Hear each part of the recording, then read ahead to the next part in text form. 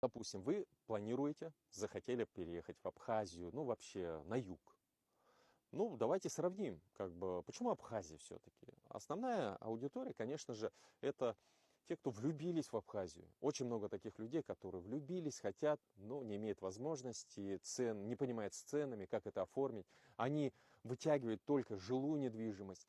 И вот в нашем случае что мы делаем? Мы объединяем пул вот таких вот людей, у которых есть 3-4 миллиона, прикупить себе один дом, и в купе, то есть законодательство Абхазии позволяет в долевом, допустим, открыто ООО до 20 дольщиков входить в данное предприятие, 20, получается, может быть, собственников предприятия, и а, допустим, взят участок 20 соток, на сотке земли построено по домику, и это в комплексе общая управляющая компания. Вот чем мы занимаемся, какие мы цели ставим на этот год, и на своем канале я буду это все транслировать.